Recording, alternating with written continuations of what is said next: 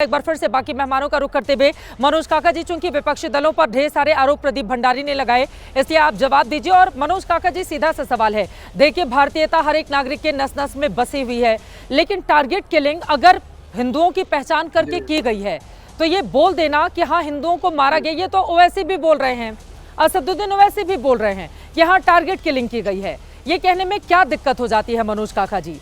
आखिर कब तक? क्योंकि हम सब ने देखा है, देखिए जो होता है वो गलत है।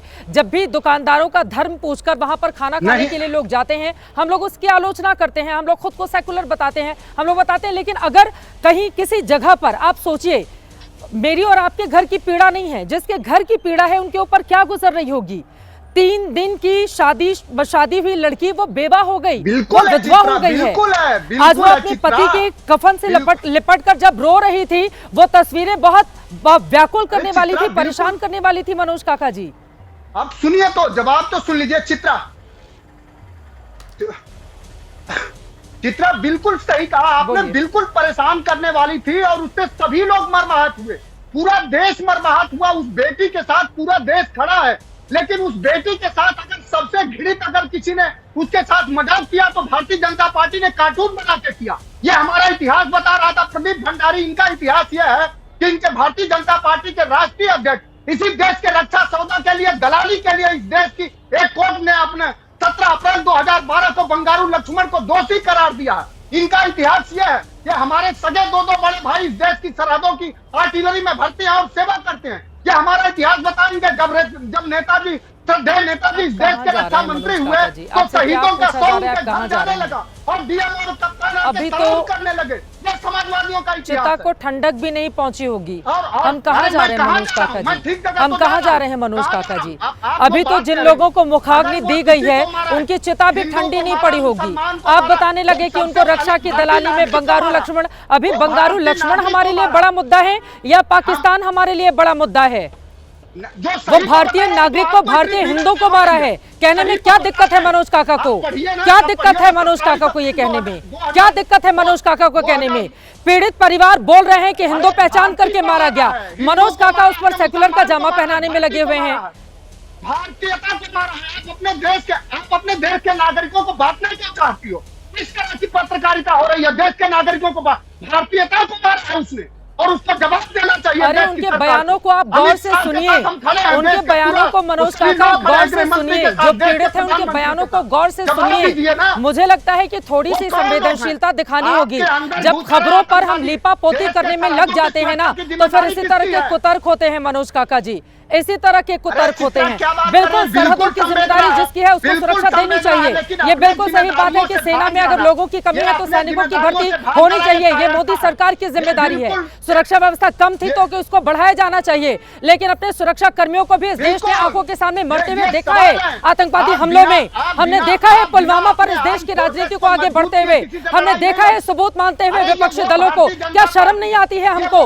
क्या शर्म नहीं आती है मनोज काका जी? हम सबूत मांगते हैं कि आपने एयर स्ट्राइक और सर्जिकल स्ट्राइक किया है, देश के सामने सबूत रखिए। बिल्कुल प्रधानमंत्री से सवाल किया जाएगा, कोई सवालों के इतर नहीं है मनोज काका जी, कोई सवालों के इतर नहीं है। बिल्कुल प्रधानमंत्री से सवाल पूछा जाएगा।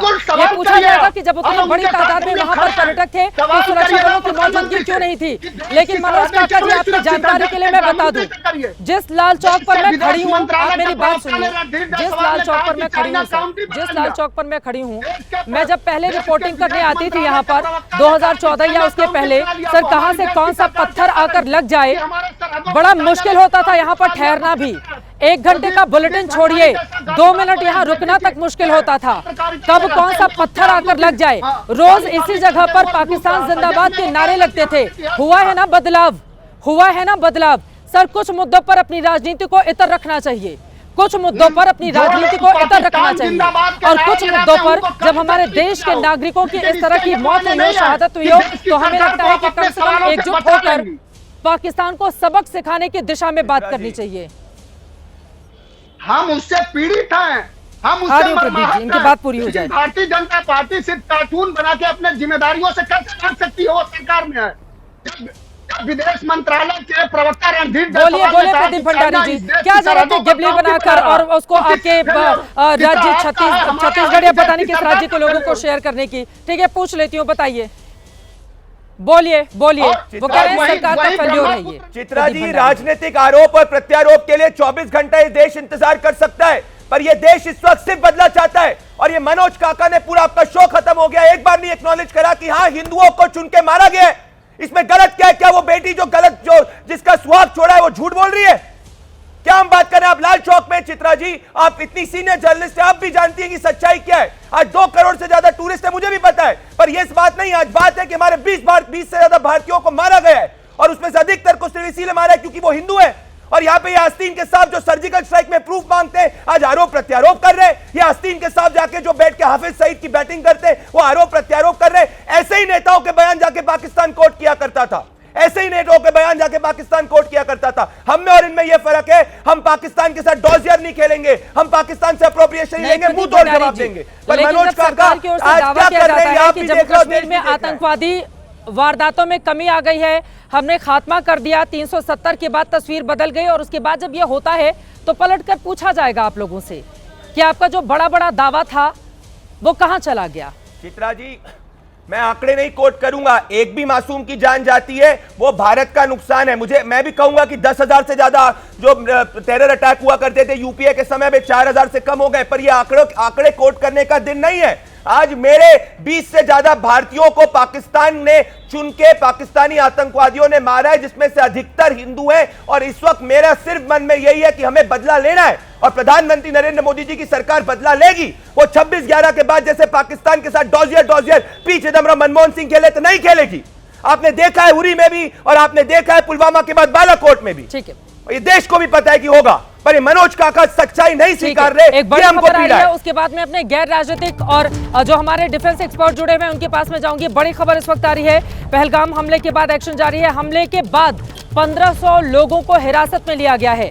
इस वक्त की बड़ी खबर आपको दे दें, पहलगाम हमले के बाद 1500 लोगों को हिरासत में लिया गया है। हिरासत में लिए गए लोगों में आतंकवादियों के ओवर ग्राउंड वर्कर भी शामिल हैं। यह भी बड़ी जानकारी निकलकर सामने आ रही है, ग्राउंड वर्कर भी शामिल हैं हिरासत में लिए गए लोगों में। पहलगाम हमले के बाद एक्शन जारी है, 1500 लोगों को हिरासत में लिया गया है। आतंकवादियों की धरपकड़ की कोशिशें लगातार की जा रही हैं, लेकिन आतंकवादियों ने जिस तरह से टारगेट किलिंग की है, ये वही जम्मू कश्मीर है जिसकी आंखों के सामने कश्मीरी पंडितों को इसी हिस्से से पलायन होते हुए देखा गया है। ये वही हिस्सा है जहां पर मस्जिदों से ऐलान होता था कि पुरुष चले जाएं और महिलाओं को यहां पर छोड़ जाएं। ये वही जगह है जहां पर बड़ी तादाद में कश्मीरी पंडितों का पलायन हुआ, जिसके बाद उनकी वापसी आज तक पुख्ता नहीं हो पाई। अब ये वही जगह है जहां पर हिंदुओं से उनकी पहचान पूछकर अगर टारगेट किलिंग की जा रही है, तो फिर सरकार क्या कर रही है? उसकी ये जिम्मेदारी और जवाबदेही है कि वो अपने नागरिकों की सुरक्षा करे, और जो आतंकवादी हैं उनको उनके अंजाम तक पहुंचाए, और पाकिस्तान को लेकर भी ऐसे एक्शन करे ताकि दोबारा वो ऐसी स्थिति को जन्म देने की हैसियत में नहीं रहे, और ना ही भारत की ओर आंख उठाकर देखे। आगे क्या बनेगी परिस्थिति, रहेगी एबीपी न्यूज की नजर।